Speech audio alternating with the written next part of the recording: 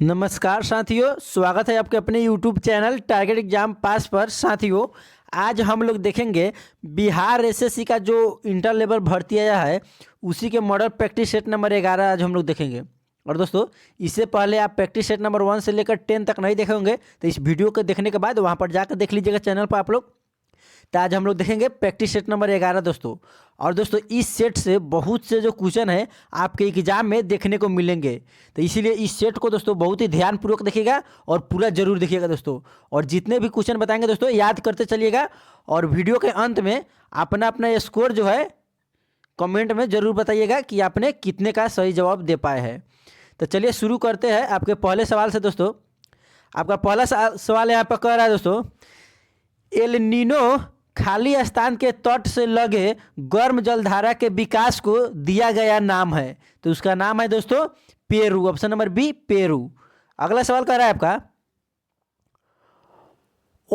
Ombudsman संस्था की स्थापना पहली बार कब की गई थी? भाई जो ओम्बुड्समैन संस्था है उसकी जो स्थापना है पहली बार कब की गई थी? तो इसका राइट आंसर हो जाएगा ऑप्शन नंबर ए 1809 में। अगला सवाल है आपका दोस्तों, ख्वाजा मुइनुद्दीन चिश्ती की दरगाह स्थित है।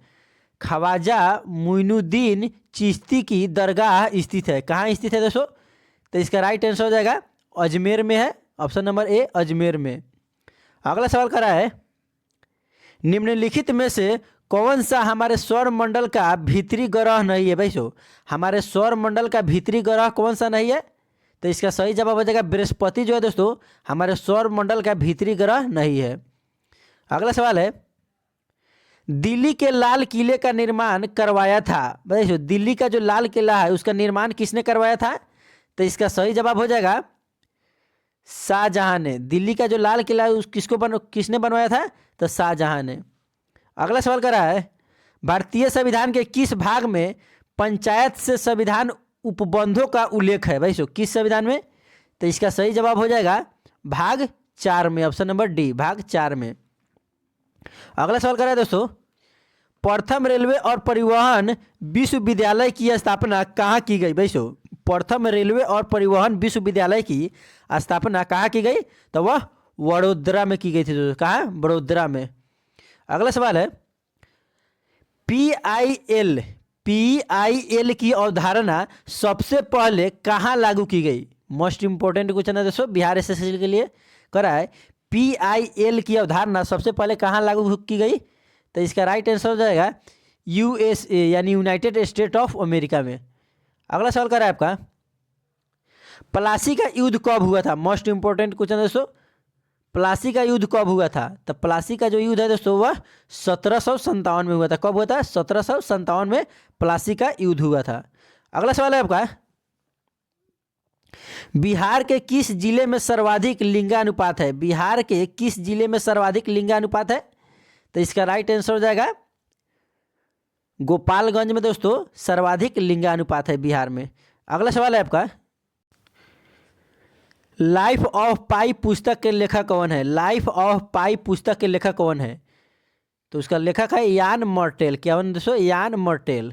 अगला सवाल है, टोडा जनजाति कहाँ निवास करती है? भाई जो टोडा जनजाति है वह कहाँ निवास करती है? तो टोडा जनजाति नीलगिरी की पहाड़ियों में निवास करती है। कहाँ दोस्तों? नीलगिरी की पहाड़ियों में। अगला सवाल कर रहा है आपका, किस वर्ष को नियोजन अवकाश कहा गया है? भाई किस वर्ष को नियोजन अवकाश कहा गया है? तो इसका राइट आंसर हो जाएगा 1966 से लेकर 1969 को हम लोग नियोजन अवकाश कहते हैं। किसको? 1966 से लेकर 1969 को नियोजन अवकाश कहा जाता है। अगला सवाल है, इंडिया डिवाइडेड पुस्तक के लेखक कौन है? मोस्ट इंपोर्टेंट क्वेश्चन है दोस्तों बिहार एसएससी के लिए। इंडिया डिवाइडेड पुस्तक के लेखक कौन है? तो इसका सही जवाब हो जाएगा राजेंद्र प्रसाद। जो इंडिया डिवाइडेड है उसका पुस्तक के जो लेखक है राजेंद्र प्रसाद है। अगला सवाल कर रहा है, विश्व जनसंख्या दिवस कब मनाया जाता है? मोस्ट इंपोर्टेंट क्वेश्चन है, विश्व जनसंख्या दिवस कब मनाया जाता है दोस्तों? तो इसका राइट आंसर हो जाएगा 11 जुलाई को हम लोग विश्व जनसंख्या दिवस मनाते हैं। कब मनाते हैं? 11 जुलाई को। अगला सवाल है, भारतीय संविधान ने भारतीय नागरिकों को कितने मौलिक अधिकार प्रदान किए? भाई भारतीय संविधान ने भारतीय नागरिकों को कितने मौलिक अधिकार प्रदान किए हैं? तो इसका राइट आंसर हो जाएगा 6 दोस्तों। कितने? 6 अधिकार प्रदान किए हैं। अगला सवाल है, 14 वर्ष से कम आयु के बहुत से गरीब बच्चे पटाखे बनाने वाले कारखानों में काम करते हैं। इन कारखानों में बच्चों को काम देने से किस मौलिक अधिकार का उल्लंघन होता है भाई? यानी जिस कारखाने में हम लोग 14 वर्ष से नीचे के बच्चे का काम देते हैं वह दोस्तों कानूनन अपराध है। तो यही पूछ रहा है वह किस मौलिक अधिकार का उल्लंघन होता है। तो इसका सही जवाब हो जाएगा आपका दोस्तों शोषण के विरुद्ध अधिकार। शोषण के विरुद्ध अधिकार हम लोग छोटे बच्चों से काम कराते हैं। ऑप्शन नंबर बी सही हो जाएगा। अगला सवाल कह रहा है आपका, लोकसभा का कार्यालय है, लोकसभा का कार्यकाल है, सॉरी दोस्तों लोकसभा का कार्यकाल कितना है? तो इसका राइट आंसर हो जाएगा लोकसभा का जो कार्यकाल है दोस्तों 5 साल का होता है। कितना? 5 साल का। अगला सवाल कह रहा है आपका, भारत के राष्ट्रपति को पद की शपथ कौन दिलवाता है भाई? भारत की जो राष्ट्रपति है उनके जो पद है उनका जो शपथ है वो कौन दिलवाता है? तो भारत के राष्ट्रपति का जो पद के शपथ है वह सुप्रीम कोर्ट के मुख्य न्यायाधीश दिलाता है। कौन दिलाता है? सुप्रीम कोर्ट के मुख्य न्यायाधीश। अगला सवाल कर रहा है आपका, जनसंख्या के संदर्भ में भारत का विश्व में स्थान है। जनसंख्या के संदर्भ में भारत का विश्व में क्या स्थान है दोस्तों? जनसंख्या के संदर्भ में। तो इसका राइट आंसर हो जाएगा दूसरा है दोस्तों। पहले नंबर पर चीन आता है और दूसरे नंबर पर भारत आता है। अगला सवाल कर रहा है, किस कंपनी को अक्टूबर 2021 में महारत्न का दर्जा दिया गया? बताइए किस कंपनी को अक्टूबर 2021 में महारत्न का दर्जा दिया गया? तो इसका राइट आंसर हो जाएगा पीएफसी को। किसको? पीएफसी को महारत्न का दर्जा दिया गया। कब? तो 2021 में। अगला सवाल कर रहा है, हिंदी उपन्यास कंकाल की रचना किसने की? हिंदी उपन्यास कंकाल की रचना किसने की? तो इसका राइट आंसर हो जाएगा जयशंकर प्रसाद ने की है। कौन की है? जयशंकर प्रसाद। अगला सवाल है, नेशनल रिमोट सेंसिंग एजेंसी कहाँ स्थित है? नेशनल रिमोट सेंसिंग एजेंसी कहाँ स्थित है? तो इसका सही जवाब हो जाएगा दोस्तों हैदराबाद में। कहाँ है? हैदराबाद में। अगला सवाल कर रहा है आपका, निम्नलिखित में से किस संवैधानिक संशोधन अधिनियम ने भारतीय संविधान में शिक्षा के अधिकार को जोड़ दिया? यानी शिक्षा के अधिकार को किसने जोड़ा था? कौन सा मौलिक अधिकार? तो इसका सही जवाब हो जाएगा 86 जो है दोस्तों, यह 86वें मौलिक अधिकार जो है शिक्षा को जोड़ा था। अगला सवाल कर रहा है आपका, धमाल लोक नृत्य किससे संबंधित है? जो धमाल लोक नृत्य है दोस्तों वह किससे संबंधित है? यानी किस राज्य से संबंधित है दोस्तों? तो वह जम्मू और कश्मीर से संबंधित है। ऑप्शन नंबर ए जम्मू और कश्मीर से संबंधित है धमाल लोक नृत्य। और दोस्तों जम्मू कश्मीर का राजधानी कहाँ होता है? तो श्रीनगर।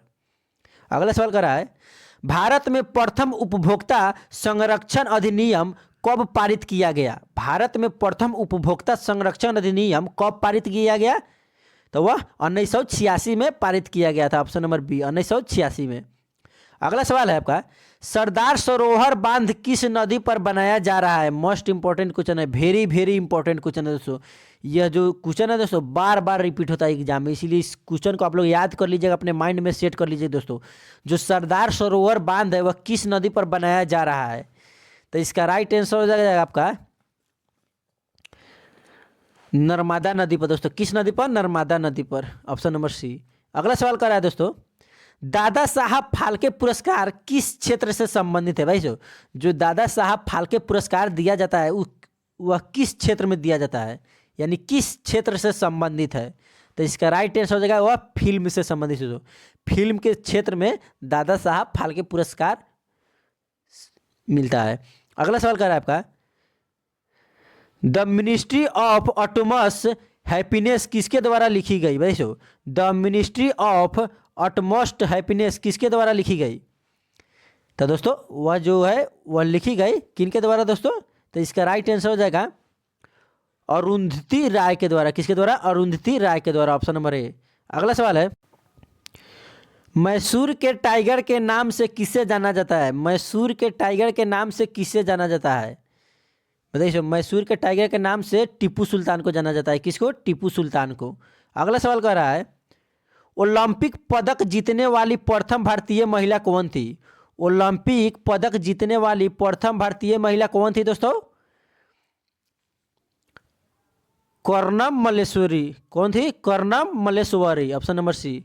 अगला सवाल है HTTP का पूर्ण रूप क्या है? HTTP का पूर्ण रूप क्या है? तो HTTP का पूर्ण रूप है hyper text transfer protocol. Hyper text transfer protocol. अगला सवाल है उगादि खाली स्थान के अवसर पर मनाया जाने वाला एक तेलुगु उत्सव है। भाई जो उगादि खाली स्थान के अवसर पर यानी किस अवसर पर मनाया जाने वाला एक तेलुगु उत्सव है? कौन सा उत्सव है दोस्तों? तो इसका राइट आंसर हो जाएगा आपका तेलुगु नव वर्ष, ऑप्शन नंबर डी, तेलुगु नव वर्ष। अगला सवाल कर रहा है नील नदी गिरती है। भाई सो नील नदी कहाँ गिरती है? तो नील नदी है जो वह भूमध्य सागर में गिरती है। नील नदी कहाँ गिरती है? भूमध्य सागर में।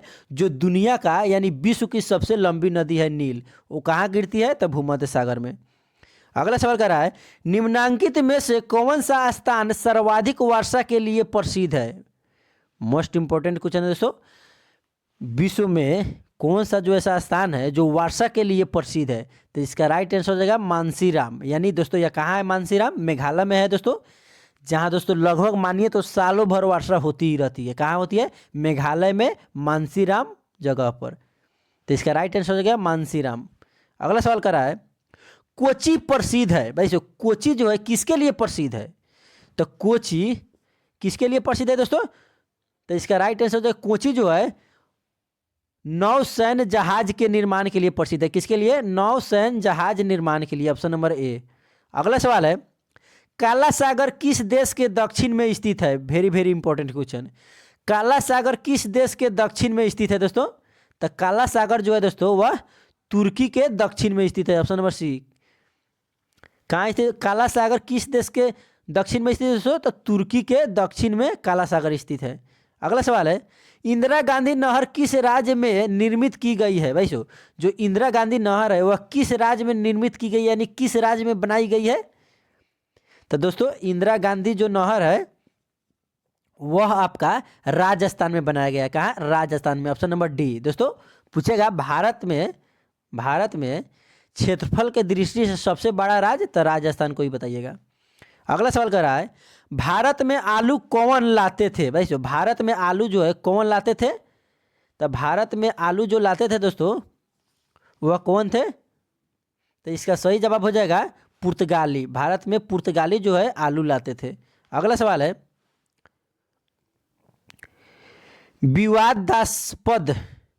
विवादास्पद पुस्तक लज्जा लिखी गई है।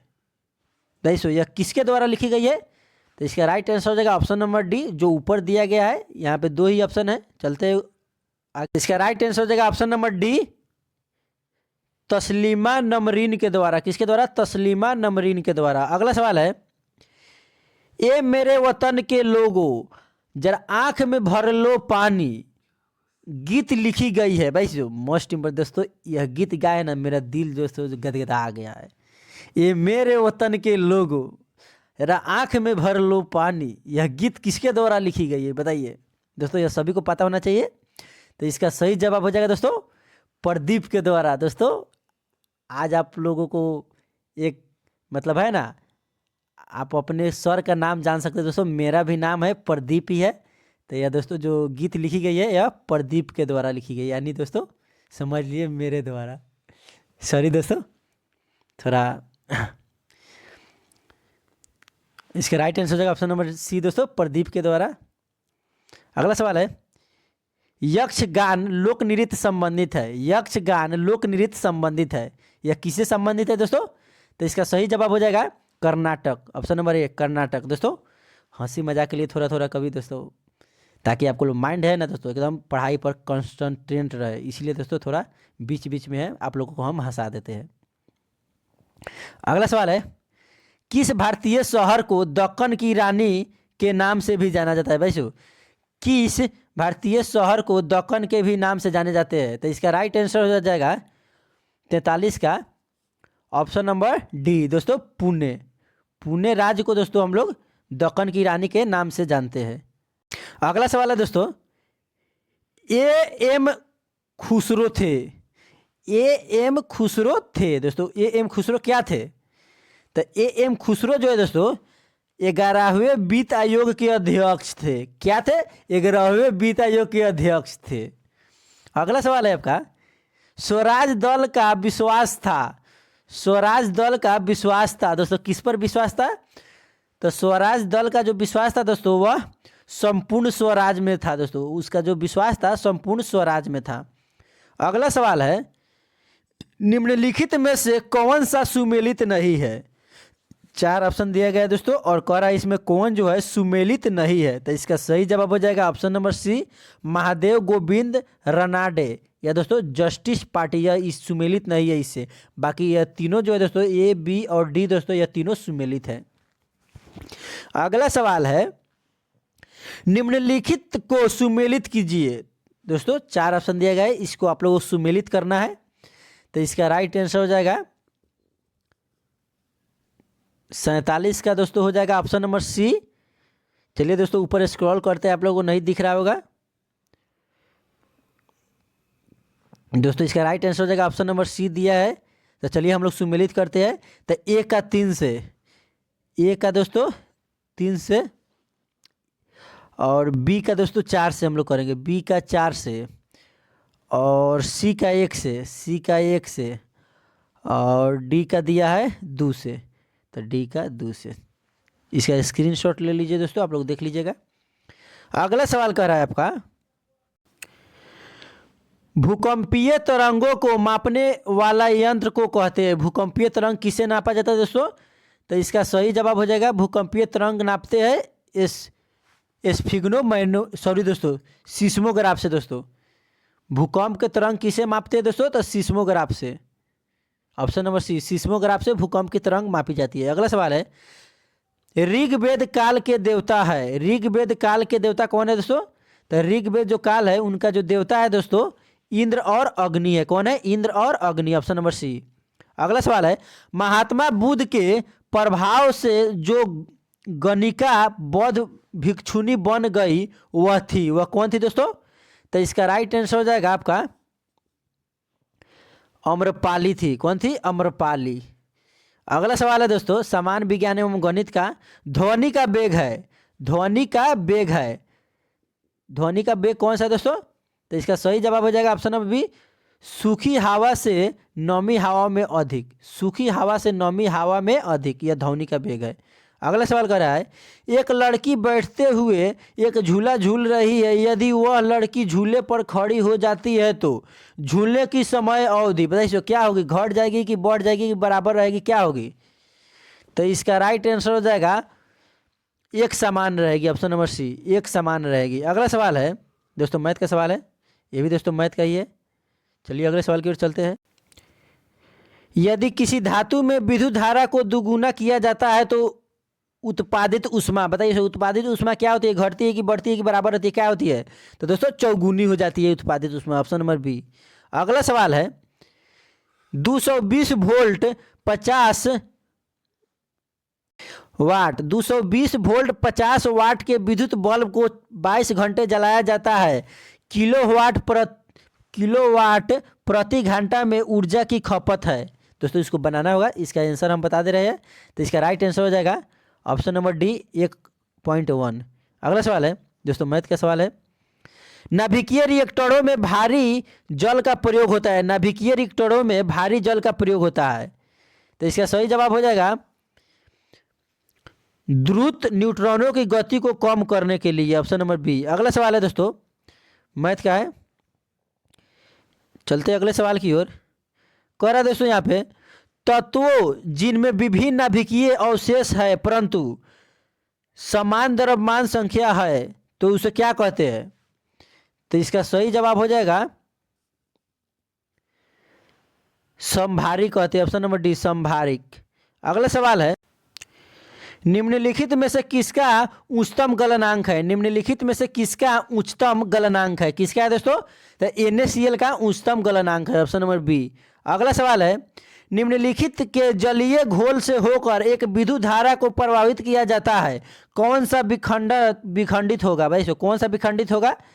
तो इसका सही जवाब हो जाएगा सिल्वर नाइट्रेट जो है दोस्तों विखंडित हो जाएगा। अगला सवाल है, ऑक्जेलिक अम्ल घोल के विरुद्ध कास्टिक सोडा घोल का अनुमापन के लिए अच्छा सूचक है, कौन सा है दोस्तों? तो इसका राइट आंसर हो जाएगा ऑप्शन नंबर डी, फेनाल्फथैलीन। कौन है दोस्तों? फेनाल्फथैलीन। अगला सवाल कर रहा है, यदि एक लोहे तार को कॉपर सल्फेट के घोल में रखा जाता है तो क्या होता है भाई सो? तो इसका राइट आंसर हो जाएगा तांबा अवक्षेपित होगा। ऑप्शन नंबर ए, तांबा जो है अवक्षेपित होता है। अगला सवाल है, जल के क्वथनांक को खाली स्थान के तापक्रम के रूप में परिभाषित किया जाता है। तो इसका सही जवाब हो जाएगा क्या दोस्तों? 68 का ऑप्शन नंबर ए हो जाएगा, बुलबुले का गठन, बुलबुले का गठन। अगला सवाल है, जब किसी घोल को एक अर्धपरागम्य द्वारा उसके विलायक से पृथक किया जाता है तो इस घटना को हम लोग क्या कहते हैं? तो दोस्तों उस घटना को प्रासरण कहा जाता है। ऑप्शन नंबर सी, प्रासरण। अगला सवाल कर रहा है, जल स्नेही कोलाइडी को जाना जाता है, जल स्नेही कोलाइडी को जाना जाता है देखिए किस रूप में जाना जाता है? तो इसका राइट आंसर हो जाएगा द्रव स्नेही के रूप में। Option number B. अगला सवाल है दोस्तों, मैथ का सवाल है दोस्तों, इसके बाद मैथ और रीजनिंग के सवाल मिलेंगे दोस्तों। तो आज के लिए इतना ही दोस्तों। वीडियो पसंद आएगा तो वीडियो को लाइक कर दीजिएगा और चैनल पर पहली बार आएगा तो चैनल को सब्सक्राइब कर लीजिएगा दोस्तों, ताकि ऐसा ही वीडियो सबसे पहले आप तक पहुंचता रहेगा। और दोस्तों अगर आप प्रैक्टिस सेट नंबर 1 से लेकर 10 तक नहीं देखे होंगे तो चैनल पर जाकर देख लीजिएगा, वहाँ पर मैंने प्रीवियस ईयर क्वेश्चन भी डाल रखा है दोस्तों। और प्रीवियस ईयर क्वेश्चन देखने से आपको यह पता चलेगा कि बिहार एसएससी में जो क्वेश्चन पूछा जाता है वह कैसा क्वेश्चन पूछा जाता है और कहाँ से पूछा जाता है। तो इसलिए दोस्तों प्रीवियस ईयर क्वेश्चन देखना ना भूले, जरूर जाकर देखिएगा। तो आज के लिए इतना ही, मिलते हैं कल के अगले वीडियो में। जय हिंद, जय भारत, वंदे मातरम।